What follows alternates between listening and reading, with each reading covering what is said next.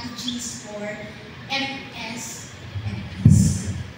You might be wondering, bakit anong ginagawa ko ng isang educator dito sa innovation strategies for MSMEs? Okay? So, nowadays, alam po natin, when we talk about innovation plays really a crucial part in every aspect ng kuyata ng buhay. Hindi lang sa business, hindi lang sa education, hindi lang sa research, but lahat na yata na ginagawa natin. Okay? So, bago po ako magpatuloy, pakilala ko po muna bakit kami nandito. Because kami po ay mga innovators. And when we say innovators, hindi lang po kami nakafocus sa isang angle, isang area. Ito po ang aking team. Kami po ay nasa Taraki. So ang Taraki po is a consortium of technology business incubators po dito sa Cordillera. So later on po, makikita niyo po that we have 40 BIs actually in the region working together. And our goal is really to strengthen the startup ecosystem of the region. So being an innovator, hindi, sabi ko nga po, hindi lang kami nakafocus sa engineering, hindi lang po kami nakafocus sa IT and the like. So, across all discipline, nandito po kami. Okay? Kaya po, pag si DOST po ang nag-request, hindi po namin pwedeng tanggihan ang DOST. Kasi po, kasama po namin ang DOST. So, DOST is our, actually, sila po nag-grant po sa amin ng fund. Okay? So, in return, ito po ay kailangan namin ibalik po sa inyo. We need to give back to the community. That is why, whatever things na pwede namin maitulong sa community with DOST, lagi po kami nandiyan. Okay? Kaya po, when they requested, ay sure, hindi kami pwede tumanggi. Okay? Because, in a way, we could also give our knowledge or give some best practices that we could do. Okay? So, in fact, since TBI po kami, Technology Business Division. Kaya po, nalilink po kami sa SMEs. The Micro, Small, Medium, Enterprise. Okay? So, before we have, in the title, sabi po doon, innovative strategies or innovation strategies for micro, small, medium enterprise. So there are two. Alam, teacher po talaga, no? May dalawang keywords na nandun po sa title. Okay? Una, yung strategies. At yung pangalawa, innovation. Siyempre, hindi ko na i-define kung ano ang MSMEs kasi kayo na po yun. Alam niyo na po yun. But on this two, meron po tayong, natahawak-hawak ito. So, strategies. So, we need to have a strategy, okay, to propel our business. So, the strategies here are to design now to help MSMEs enhance their competitiveness, efficiency, and of course, the sustainability in the market. Okay? So, ano yung mga ginagawa ninyo para maging successful kayo sa inyong business? And of course, when we say innovation, the process of introducing new ideas. Baka po, marami naguguluhan, lalo na po sa mga iba. Pag narinig nila ang innovation, ang unang sumasagi sa isip nila, ala technology, diba?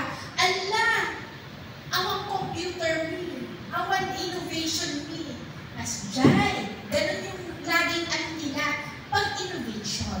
Pero innovation is not only focusing on technology.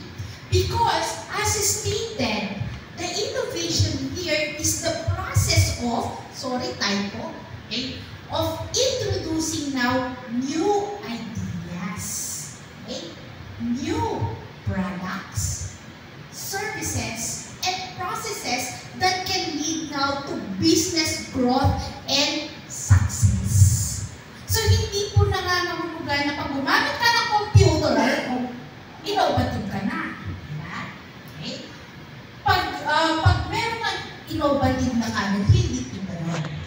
Kasi, innovation, as we have said, something new.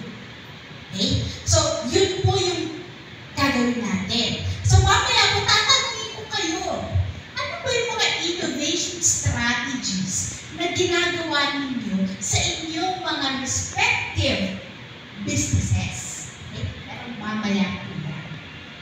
Okay? So, these are the two words.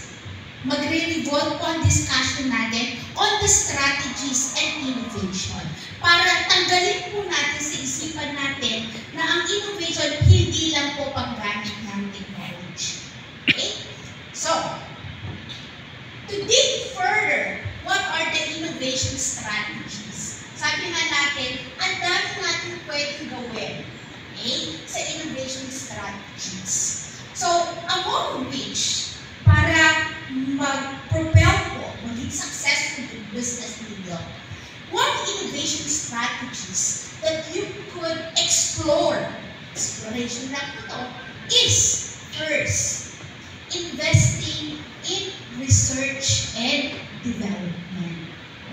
Kayo po ba nung in-establish nyo po yung inyong mga businesses, nag-conduct po ba kayo ng research muna sa inyong business? Next po? Si ma'am. Ano po yung business ni ma'am? Could you share anong ginawa mong research in your business? Chris, ma'am.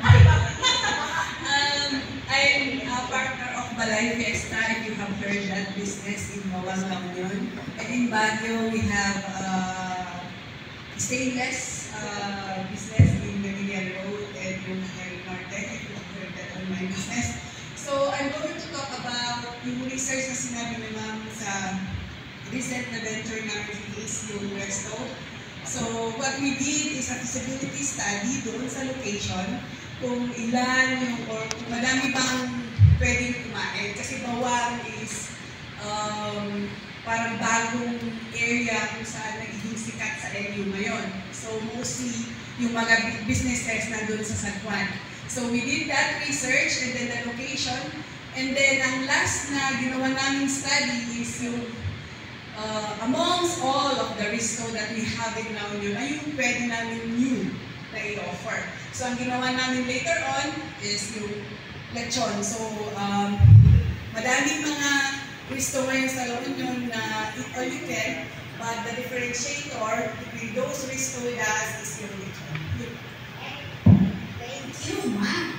Okay, so thank you for sharing your strategies. So, take note, innovation strategies din po ang pagkoconduct ng research and development. So, yung research na, inalam niya po na, kumbaga, nagkaroon po na siya ng needs assessment.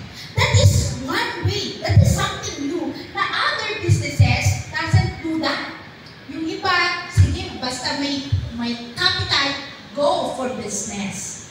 So, hindi nila nakikita yung perspective kung ano maganda dun sa pagpakondak muna ng research and development. So, another strategy is fostering a culture of creativity and experimentation. Go way back sa sinabi ni ma'am.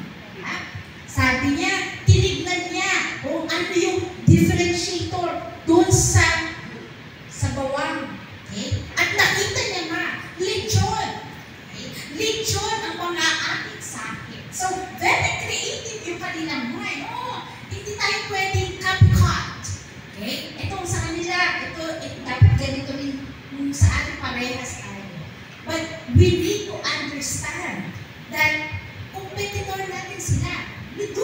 experimentation.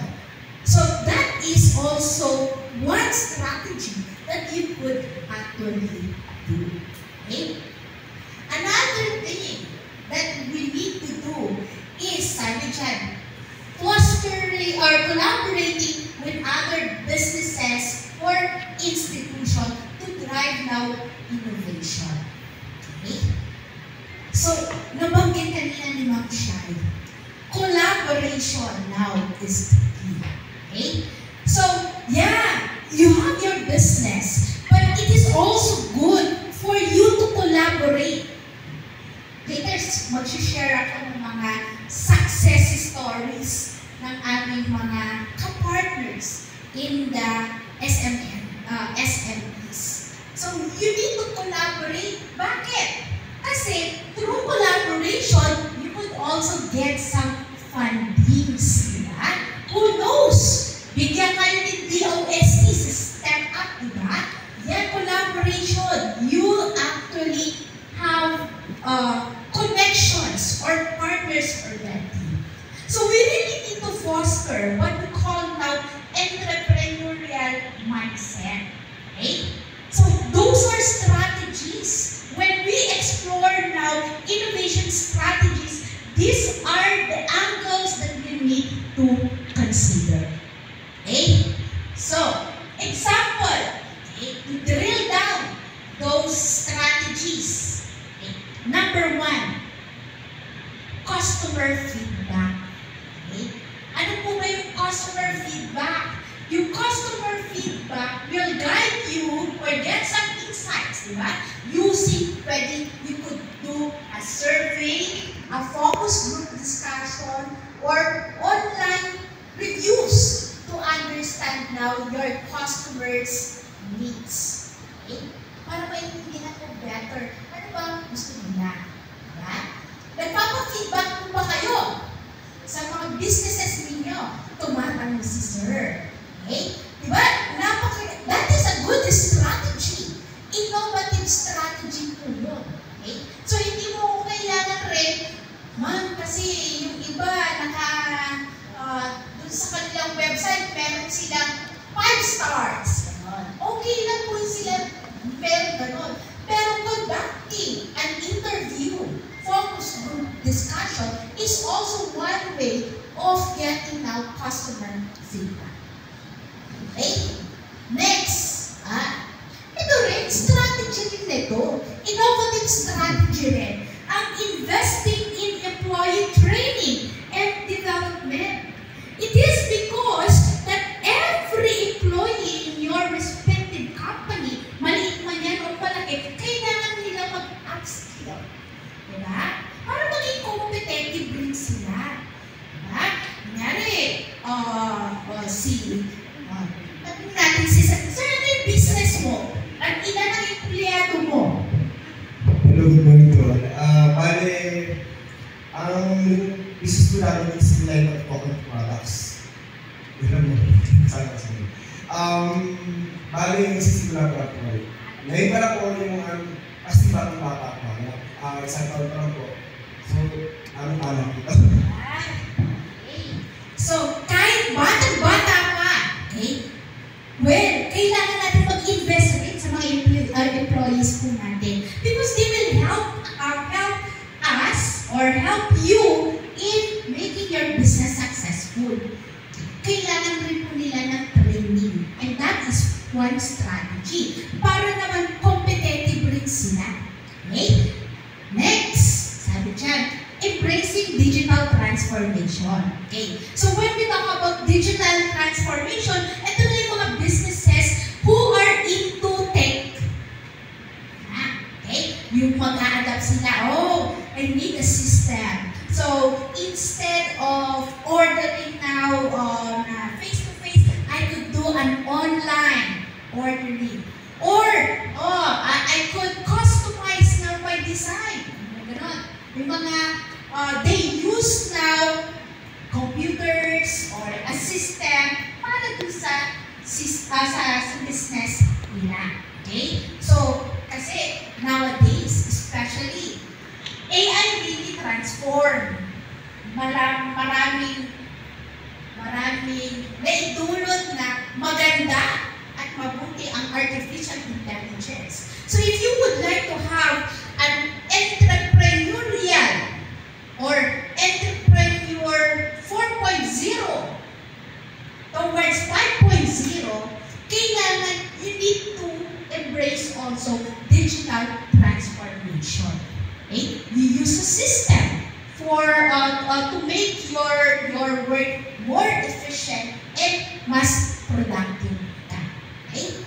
Then of course, foster culture of experimentation. So you could ask even your employee to evaluate. Nag-bake ako ng cookies. Okay? Ibebenta natin. Okay? Patignan mo muna sa employee. Okay? Anong masasabi mo? Okay? So, you could get now an experimentation dun sa ginagawa mo business process mo for tinapay, for example, or cookies, then at the same time, kumukuha ka na rin ng feedback. So, you try to experiment within your organization. Okay? Para makita ninyo what are the things that you need to improve.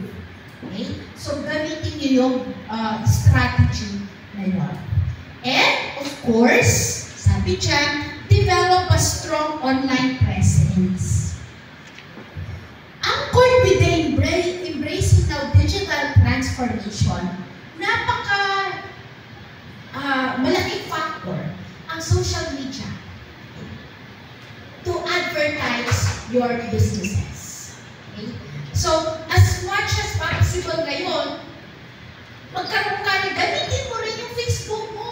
Okay? Pwede mo yung maging platform to advertise your businesses. Okay?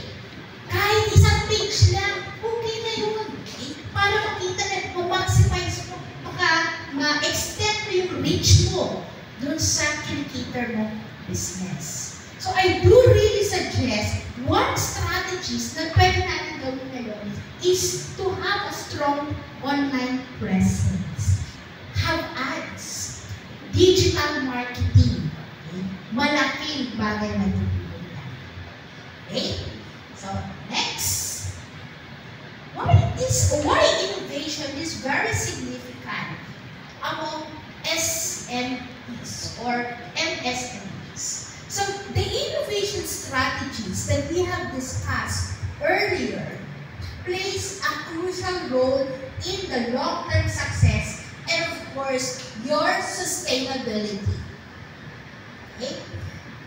MSMEs, sabi nga dyan, one significance is that you could differentiate yourself from your competitors and definitely attract more customers.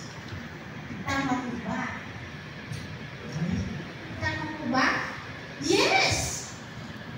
Siyempre, if you have these innovation strategies, gaya ng ginawa ni Ma'am Herbie sa kanyang business, alam niya kung sino yung mga competitors niya, and she was able to identify ano yung wala sa kanila na pwede kong gawing opportunity.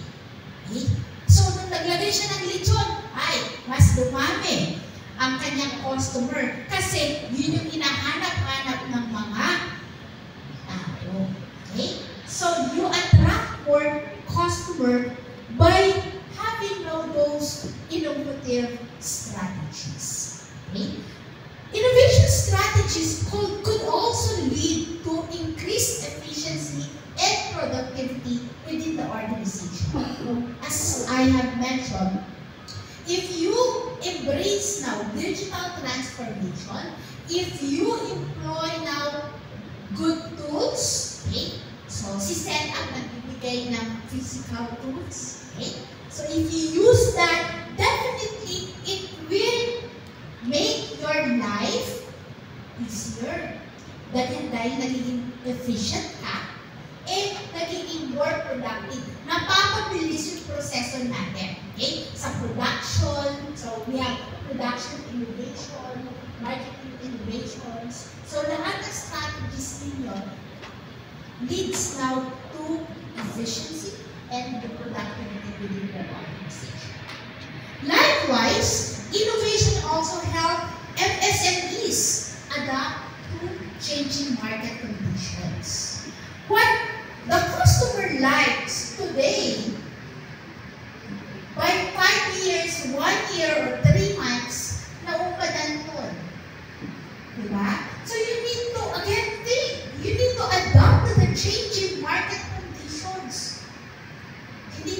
pwedeng yun na lang ang yun, di ba? Dapat may strategies ka para masustain mo yung customer mo.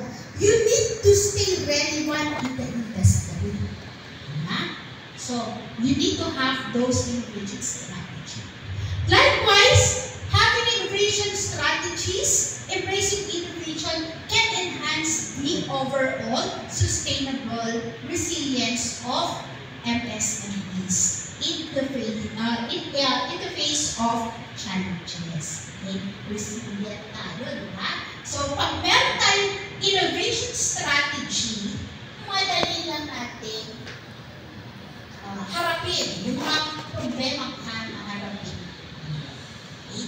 And lastly, it can foster now a culture of creativity and continuous improvement within the organization. Okay? So, innovation strategies, sabi ko nga, are really significant. Gives significant importance as they can drive now the growth and of course the competitiveness in the market. Additionally, when you have these innovation strategies, innovation can lead now to cost saving. Matipid po tayo, you could increase revenue and of course an overall business sustainability for MSMEs. Okay? Next. Siyempre, kahit meron tayong mga challenges, sabi ko nga, in every aspect of lives, meron talaga tayong problema, mga challenges, mga gaps. Okay? So, businesswoman ka man, businessman, mapa-educator, innovator, marami pa rin tayong mga challenges. And these are, correct me if I'm wrong, pero ito po yung nakikita ko mga challenges ninyo, okay, when it comes to innovation. Okay? Una, limited resources. Okay? Nag-uumpisa pa lang po ako, ma'am. Okay? So, dahil starter po ako, wala pa po akong innovations. Hindi ko pa po alam kung anong gagawin ko. Kaya po ako nandito. Ayan. Yes, it is true. Okay? So, yung iba, beginner. Okay? Yung iba, naka-take off na. So, pwede natin sabihin sa mga baguhan, konti lang talaga yung resources natin. And when we talk about the resources, we're not just talking about the capital. But pwedeng yung resources natin, kulang tayo sa gamit. Amen, Sir. Okay? Kulang po kami sa tao. Yan po ang problema namin sa anong business. Yeah? That could affect when you employ now innovation strategies, may factor po yun. Okay? If you have limited resources. Risk aversion. Kasi kung minsan tayo, may preservation tayo, di ba? Ayaw nating pag-umpisa, lalo na po sa mga startups. Okay? Ang mga startups namin, nahihirapan po kami sa TBI, nahihirapan kami i-push yung mga startup natin na sige lang, go ka lang ng go. Kasi pag meron na silang harap na challenges or problem, parang ayaw na nila na sumubok pa. Pero sabi nga, di ba, it's okay to fail. Okay? At pag na-fail ka, tayo ka uli, bago uli, and look for another. Okay? Then sabi nga rin, another is the lack of access to talent. Okay? Kaya sabi ko kanina, isang strategy, kailangan natin ma-upskill ang ating mga empleyado. Kung wala tayong access, kami na po lumalapit, kami po nasa TBI, you could utilize us kasi we provide our service for free. So, meron po kami pang-engineering, pang-agriculture, pang-IT, name it. Ganyan po ka-dynamic and flexible ang mga TBI store na nandito sa inyo. Okay? And of course, yung market competition. Kasi ang dami ng mga parang-parehas ng mga business. So, yun yung mga challenges natin. But, of course, with all these challenges, kaya-kaya natin yan with innovation strategies. Okay? Ito, 5 facts. Ang katotohanan, what is actually true, innovation in MSMEs are driven by necessity rather than choice. Tama po ba kaya yun? This is a very interesting fact. Okay? Sana nag-draw dun sa challenges. Diba? Kasi MSMEs are known for their agility. Okay? And your ability to adapt quickly to market changes. Okay? Hindi yung wala kasi kaming choice. Hindi. Dahil with the evolving world, it is necessary for you to innovate. Okay? So yun yung isa sa mga entrepreneur mindset natin. MSMEs that prioritize now innovations tend to have their higher growth. Sila yung mga magiging successful.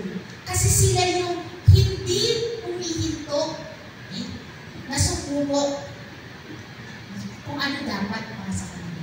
It is really necessary for you to do. And it is not actually a choice. Ha?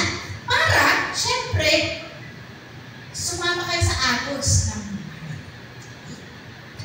Now, with that interesting facts, ito yung mga controversy issue in the innovation for MSMEs. Okay?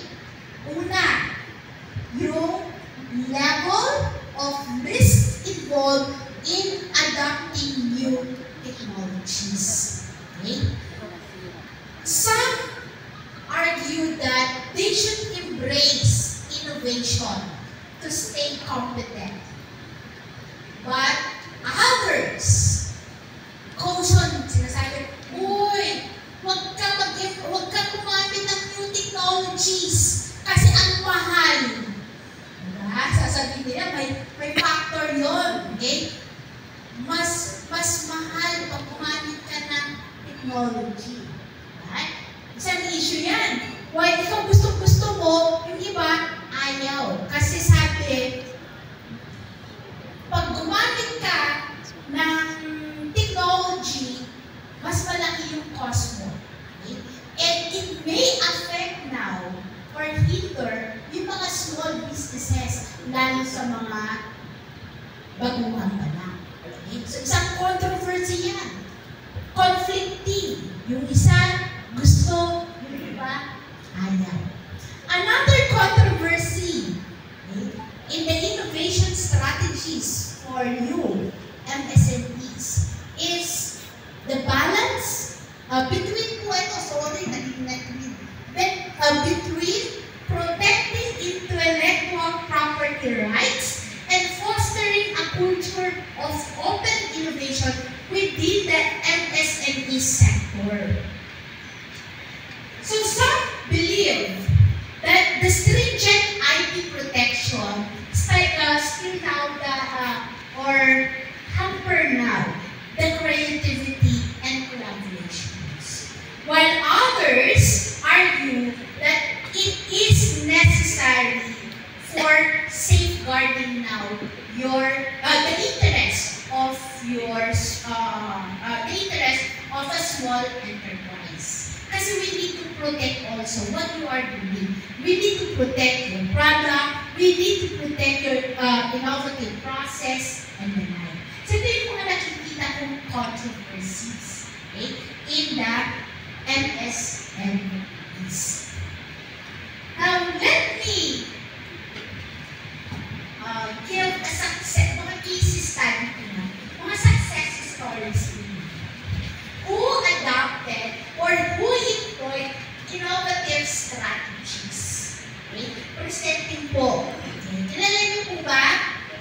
si Ma'am Richelle, the Dulce Chocolate. Bakit po?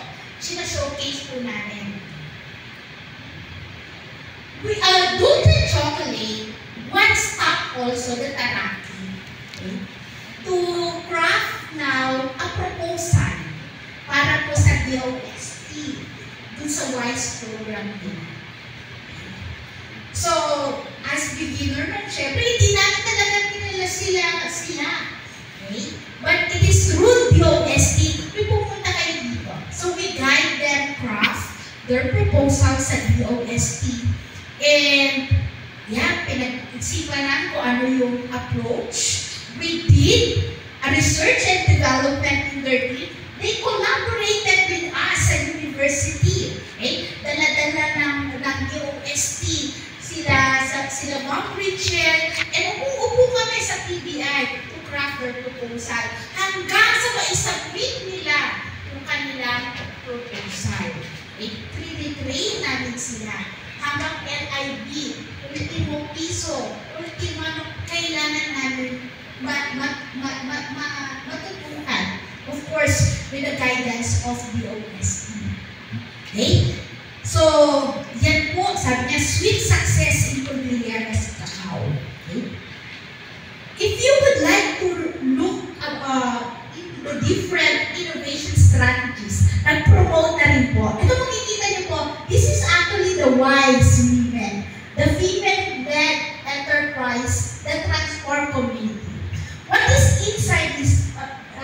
Nandito ang kanilang mga business ideas. And inside this book, nandito rin po ang kanilang mga innovations. O, diba? Okay? Who knows? Sa next, nandito rin kayo. Kung gagawa po na ang provision ng version ng card, why not? So, this book is actually sa lahat ng mga nakuha po sa Women Helping Women Innovating Social Enterprise. Okay? Buong Pilipinas po ito. And we are very happy that dalawa po sa Cordillera na feature po dito. Okay? Okay? So, balik tayo. Sir? Another is CA success. Okay? Ilan niyo po ba si Paula? Okay, so si Paula is also, kasama po siya dito sa WISE. We incubated also Paula in our TBIs, and it all, they were also incubated in Miriam College TBI Hambo, diba? Sa Manila naman po yun. So nag-train din sila, we do mentor them, and yan, nakapasok rin po sila sa WISE. So, Hey Success, it's a virtual assistance services. They try to promote or help, kunyari may mga events po tayo, pwede silang maging technical assistance, they do skilling and skilling for online success. Okay? So, nagpapatraining din po sila. So, ito po sila. Okay? So, yan. Okay? Eh, nakaka-proud. Kasi, nandito yung innovation. Anong innovation nila sa businesses? Sa business po nila. If you would have or read this, makikita nyo the different innovation strategies that they employ in the business. And nakakatuwa po in various aspects. Sa production, sa manufacturing, sa their packaging, their branding, may mga innovation strategies po sila. Another is, yan. Ilalagay po ito, si Eloisa, ng Session Grocery. Pero wala siyang grocery. Okay? Yan lang po ang ng kanyang business. So, isa rin po siya sa mga nag-employ ng mga innovative strategies na ito mga naka-take off na nag-umpisang sa walang-wala. But what is good naman dito sa Session Groceries is yung network niya sa mga farmers. So, tinulungan niya rin mga farmers natin. Okay? So, yan. business women. Okay?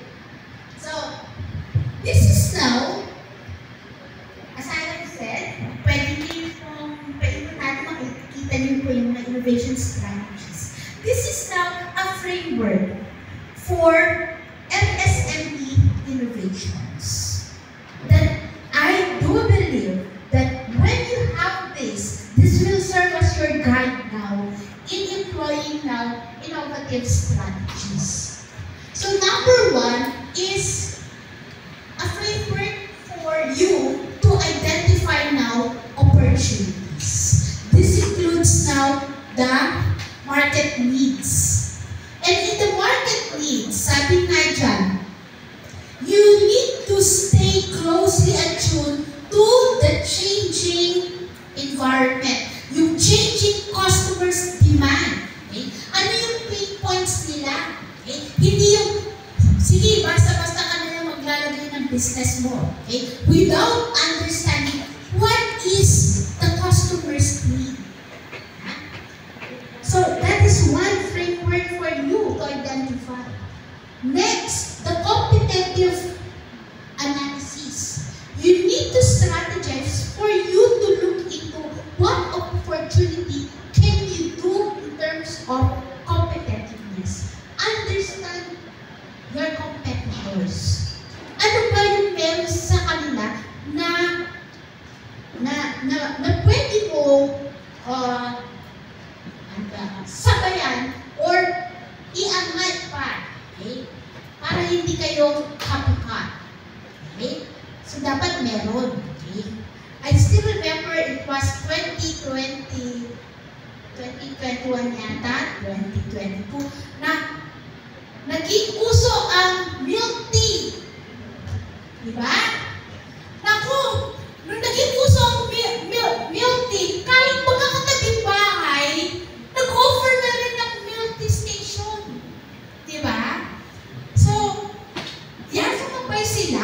Oh, market is, nakita nila, oy, malaking demand ang marami ng milk tea. Okay? Pero, in terms of competitiveness, nagpapalit naman milk tea. Diba? Okay? Ang parang napagitan lang yung baso, yung mga ganon. Pero, walang innovation, walang bago. Okay? So, yun. You need to look into that. And, of course, you need also to identify yung operational bottlenecks natin. Within your organization or within your businesses, there are processes, tingnan mo kung saan ka ba nahihirapan. Okay? Saan ba dapat na mag-improve, okay, within your organization? In that way, you could strategize now on how will you identify those opportunities. Okay? You turn those opportunities into those challenges that you could identify into opportunities for you to do. Another is on the idea generation and evaluation. Okay? Brainstorming. Simple tayo. Okay? Talk among your people, your team. Usap-usap lang. Para na nag-chichismisan. Magmarinesan po tayo kung ano yung pwede natin i-improve sa ating business. Pwede po. And then, of course, the customer feedback, as mentioned earlier. Napaka-importante po nito. Because through customer feedback, kailangan mag-iterate ka. Okay? Hindi po pwedeng from kunyari sa customer feedback, wala naman po lasa yung pagkain ninyo. Okay? Eh, hindi mo pinansin yung customer feedback. It will give you a low rating. Diba? So, mawawala ka ng customer pag hindi mo na-address yun. So, very important that you need to look into the customer feedback. And of course, idea screening. Okay?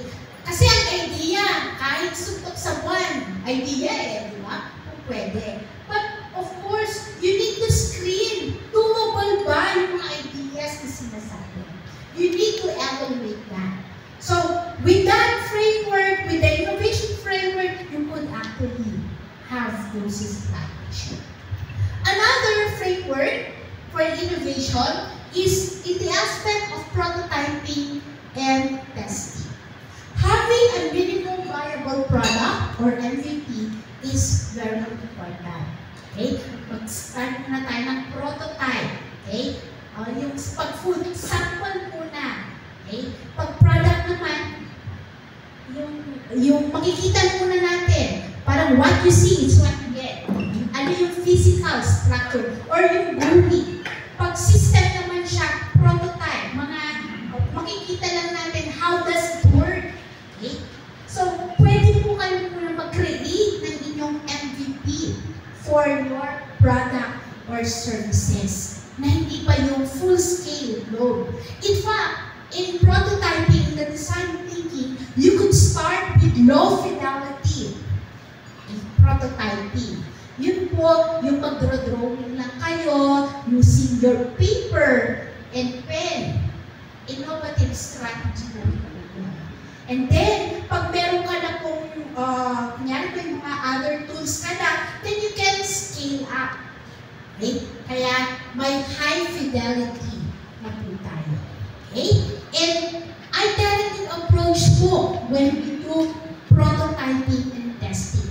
If your first prototype fails, then create another. Until such time na makuha mo yung talagang gusto mo. And lastly, the implementation and scaling. You need to have what we call now a strategy to launch your product, to launch your services. So, pilot testing, try nga natin kung magiging successful ito. Okay? So, meron siyang soft opening, soft launching. Yun. And marketing and promotion. Okay? As I have said, you could use now an advertisement, digital marketing to promote your product.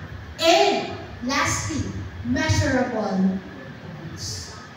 Were you able to achieve what you have set as your objective? So with this framework, then definitely you could now employ your innovation strategies. So as a key consideration for MSMEs in employing now your innovation strategies, you need to have focus. Okay? MSMEs can't do everything. So you need to choose few innovation areas most likely to bring now major impact. Okay? One at a time. Okay? Hindi naman tayo superwoman. So, you need first to focus. And take note also, consider also low-cost prototyping.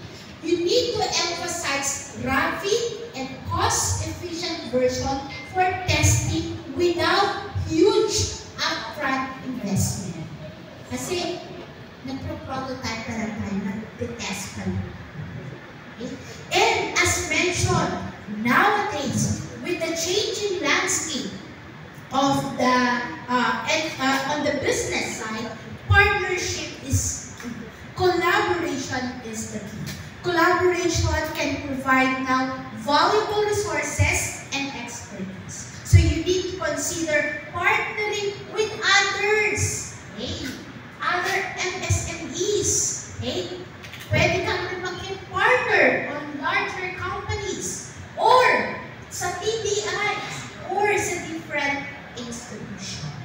Okay? And could also consider the funding.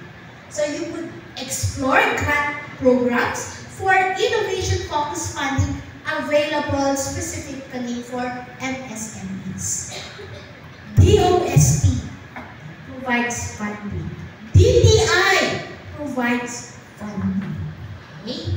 Sino pa nag-provide ng funding? The local governments provide funding. Okay? Alamin nyo lang kung saan natin pupunta. That is why nandito. Okay? So, these are some innovative tools and technologies for MSMEs based dun sa framework na ginawa ko. So we have tools for idea management platforms. We have also tools for design thinking. We have also tools for rapid prototyping. Of course, the lean startup methodology and open innovation platform. So we're going to discuss this one more. So for idea management, dun sa framework po kanina natin. So these are the platforms that you could use for free. For free po ito, wala pong banner. Okay? These platforms are designed to capture, evaluate, and manage ideas from employees, customers, and other stakeholders. So MSMEs can use now these platforms to foster now a culture of innovation. You could gather insights from diverse sources, prioritize ideas, and track progress. Okay? One example, I actually use also this. Pagka-subject ko, technopreneurship or project management, ginagamit ko po ang idea clip and idea mapping. Okay? Ano yun? Hindi namin alam yan. Okay. So, you could explore po ito kasi napakadali po niya aralin. Ito po yun. Okay. Ito po yung site, si ideaclip.com. Punta lang po kayo kay ideaclip.com.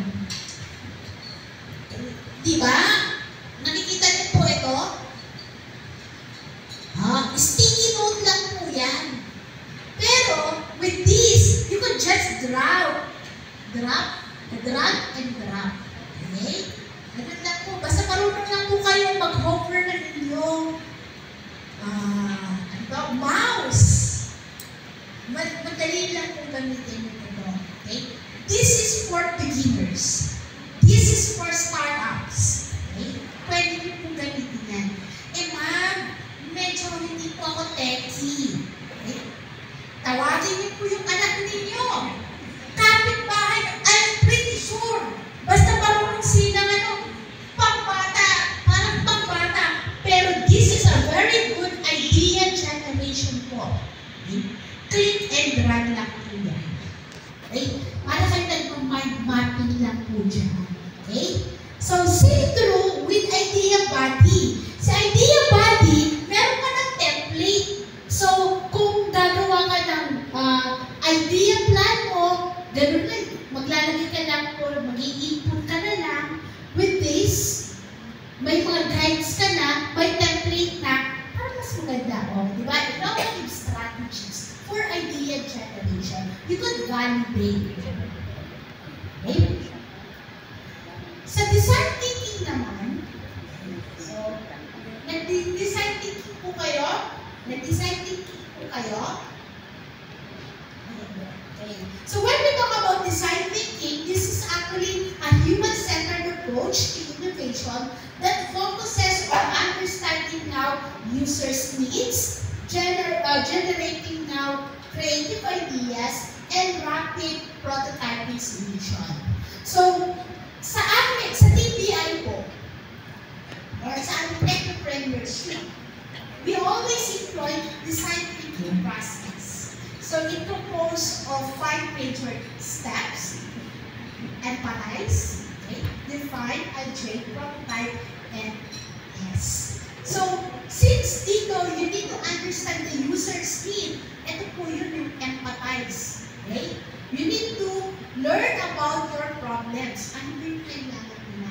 During the empathize stage, you have also your define, para ma-identify mo ano yung mga problems. And you try to adjust how might you solve the problem. And then you will do construction map and test. So you would use these tools sa journey mapping, personas, identify natin, brainstorming sessions are commonly used in the design thinking process. And the tools na ginagamit sa design thinking na pwede rin naman maging note, kahit Manila paper na lang at saka stick note, okay lang yun. Okay? Pero kung gusto mo na medyo techy, Miro is a good tool design thinking. Miro is a popular online collaboration platform.